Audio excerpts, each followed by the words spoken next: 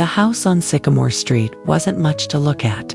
Modest, with faded blue shutters and a porch that creaked underfoot. It was the kind of home that whispered memories rather than shouted them, but to me, it was everything. It was where I grew up, where scraped knees were bandaged with a kiss, and where the porch light was always on. Mom had this quiet belief that no matter where her children went, or what they faced, they should always be able to find their way back. A light means you're never lost, she would say. Even if you don't come inside, at least you'll know someone's waiting. As kids, we didn't understand the weight of that gesture. We just thought it was a funny little habit. But over the years, the meaning deepened. It was a beacon, a promise. I left home at 18, suitcase in hand, heart full of dreams. College was 3 states away, and I was eager to be someone new, someone more than just a kid from a quiet street.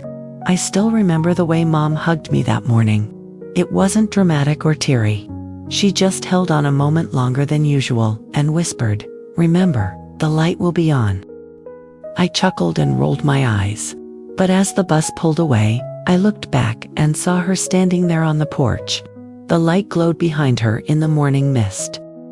Life moved fast after that. There were finals and jobs, relationships that came and went, rent that was always too high. I called home often, but visits grew rare. Still, every time I did go back even, just for a night, that porch light was on, casting its soft golden glow over the steps. Years later, when Dad passed unexpectedly, I rushed back. The house felt smaller, quieter. Grief hung in the corners. But the porch light was still on. Mom met me at the door, tired but steady. We didn't need to say much. The light had said it all. It was her way of holding space for us, for memory, for love that never needed words. In the weeks that followed, I noticed the light more than ever. She would switch it on as the sun dipped low, even if none of us were due home. One night, I asked her why. Because one day, she said, someone will need it. Mom aged, we all did. My brother moved west. I settled 2 towns over. We visited when we could, but life was heavy with obligations. Still, she never missed a night. Rain or shine, the porch light glowed. When I reminded her she didn't have to keep it up, she smiled. It's not about who comes, it's about the chance that they might.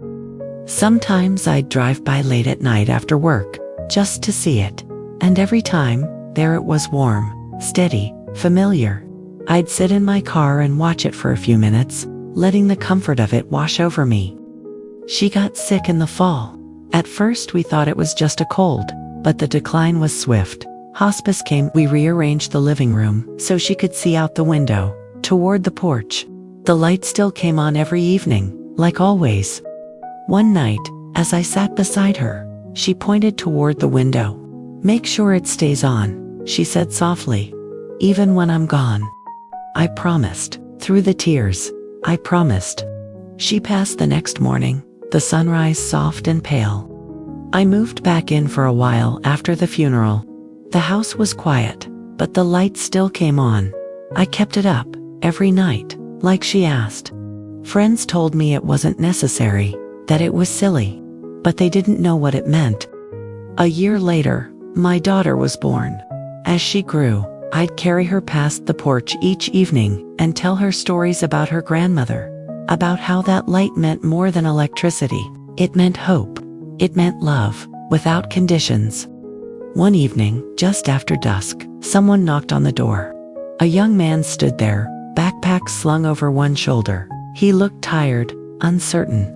"I'm sorry," he said. "I think I used to live here, years ago. My name's Kevin." I remembered. He was a foster child my parents had taken in for a summer. When I was a teenager, I welcomed him inside. We talked, reminisced.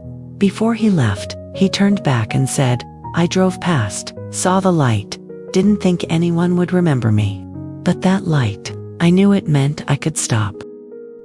I kept the light on for years, and when we moved, when it was time to leave the house, I unscrewed the old fixture, packed it carefully, and took it with me. Now it hangs by our front door. My daughter is older now. Sometimes she flips it on at dusk, without thinking. I smile when she does. "Why do we do it, Daddy?" she asked once. "Because someone, somewhere, might need to know they're not alone." And even now, every night, as darkness settles in, the porch light comes on. A simple thing, but it says everything.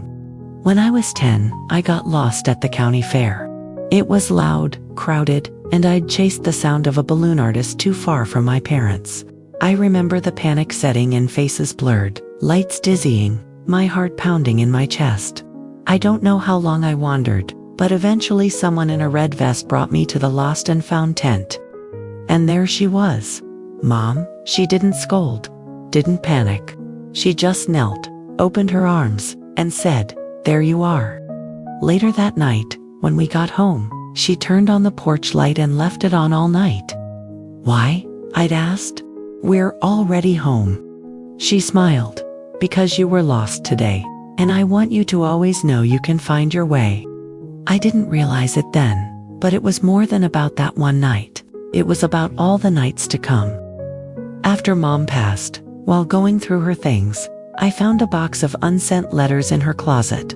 Each envelope was addressed to Uzme, my brother, even Kevin, the foster boy. Most of them were never mailed. They were moments captured in ink. Thoughts, hopes, dreams, confessions. To my brother, she wrote about how proud she was when he got his first job in Seattle, how she kept a calendar of when he might call. To me, there were pages about how hard it had been letting go, about the quiet she felt in the house, but also how happy she was that I had built a life of my own. One letter ended simply, "I don't say it enough, but I love you more than there are stars. Keep the light on. One day, someone will come home needing it." Over the next decade, strangers came. A woman in her 40s who said she once delivered newspapers on our street as a teen. She saw the light and stopped just to say hello, to remember what it felt like to be seen. A man from Dad's bowling league dropped by one snowy night just to stand under the glow. He said the light reminded him of his wife who had passed, and how they used to talk on our porch after league nights. Even teenagers from the neighborhood would pause on our steps, sitting quietly, sometimes leaving a note tucked into the mailbox. "Thank you. I needed this tonight." That light had become more than a family symbol. It was a message to the world. You're not forgotten. There's still kindness here. My daughter Emma grew up hearing the story of the light. But when she turned 16 and had her heart broken for the first time, I found her outside, curled up on the porch swing, the light casting long shadows across her face. She didn't say much that night, just leaned her head on my shoulder. I didn't know where else to go. She whispered. I wrapped my arm around her. "You're exactly where you should be." Later, she began flipping the light on herself. And not just at our home when she went away to college. She kept a tiny lamp in her window and called it Grandma's light. One spring evening, our neighbor, Mrs. Fenley, knocked on our door with tears in her eyes. Her husband had passed that morning. She said she didn't know who else to talk to. "We always saw your porch light," she said. "And every time, I'd feel less alone." That night, we left our door open, let her sit with us in silence.